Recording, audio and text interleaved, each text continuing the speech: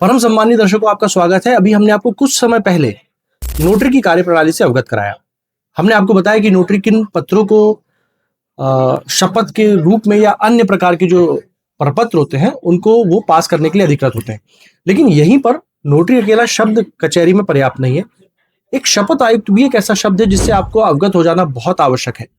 तो शपथ आयुक्त की कार्यप्रणाली क्या होती है, वो कोर्ट के अंदर कैसे काम करते हैं, उनके काम करने का तरीका क्या होता है, ये सब जानने के लिए अब हम आपको एक ऐसी शख्सियत से रूबरू कराने जा रहे हैं जिनका नाम श्रीमान दिलीप धारा है, जो ना केवल अध्यापक हैं, ना केवल एक शिक्षक हैं, सफल अधिवक्ता हैं, बल्कि इनके पढ़ाए गए कई शिष्य जज हैं, एडीपीयू हैं, और अगर जिनके पास लॉ की डिग्री है तो एक सफल व्यवसायी हैं, अच्छे इंसान हैं।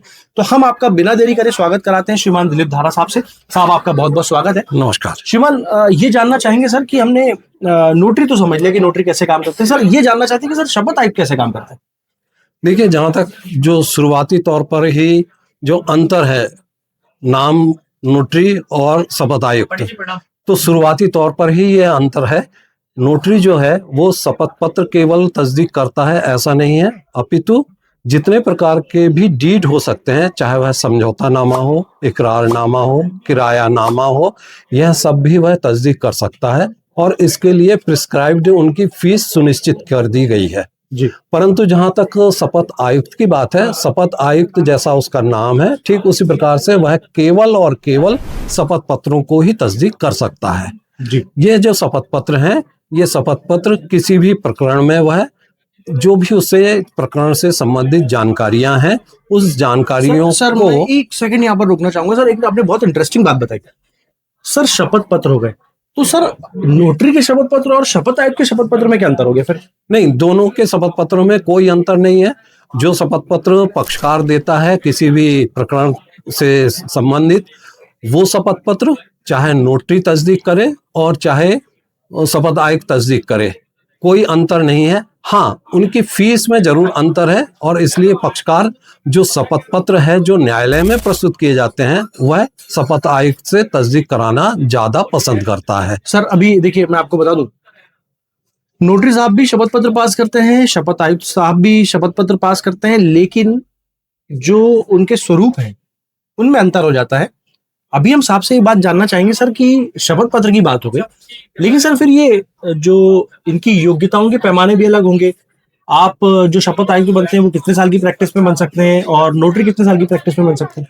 और जहां तक शपथ आयुक्त की बात है, ये कम से कम 5 साल की प्रैक्टिस होना जरूरी है, परंतु 5 साल की जिनकी भी प्रैक्टिस हो गई है वो सारे के सारे शपथ आयुक्त बन सकेंगे, ऐसा कोई पैमाना नहीं है जी।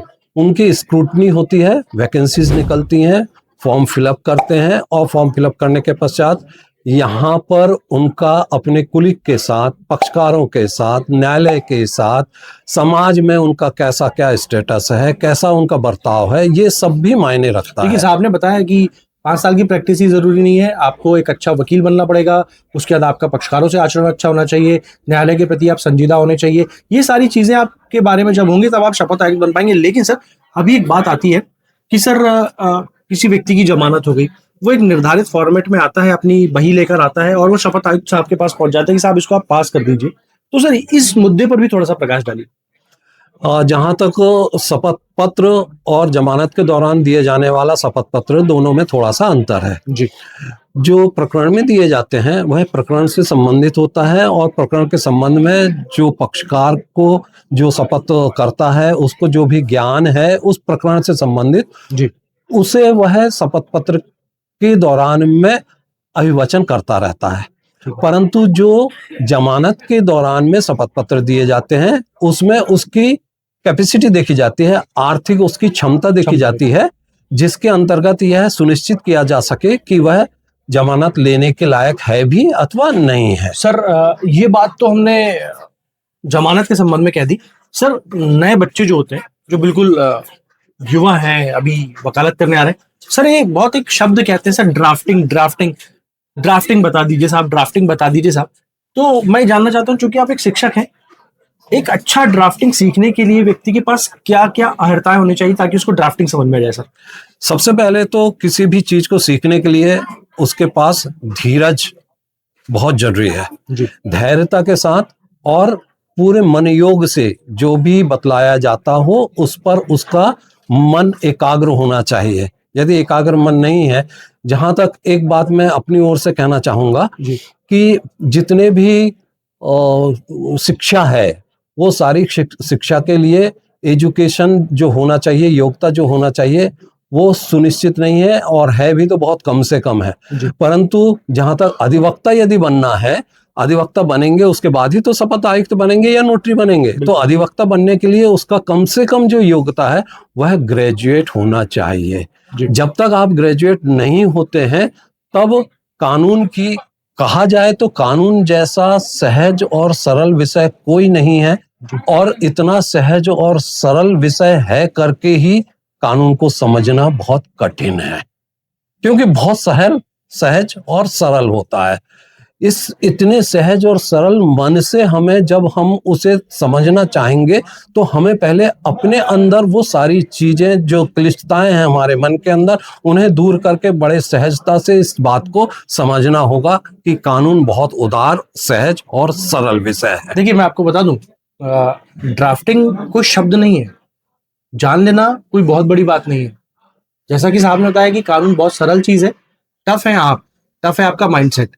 जिस दिन आप कानून से मोहब्बत करने लग जाएंगे, कानून को समझने लग जाएंगे, आपको सारी चीजें बहुत आसान लगने लग जाएंगी, आपको सारी चीजें लिखना और पढ़ना आने लगेगा।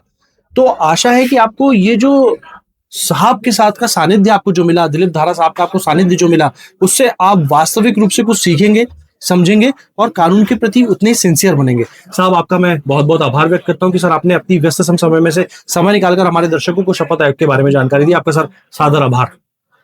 धन्यवाद।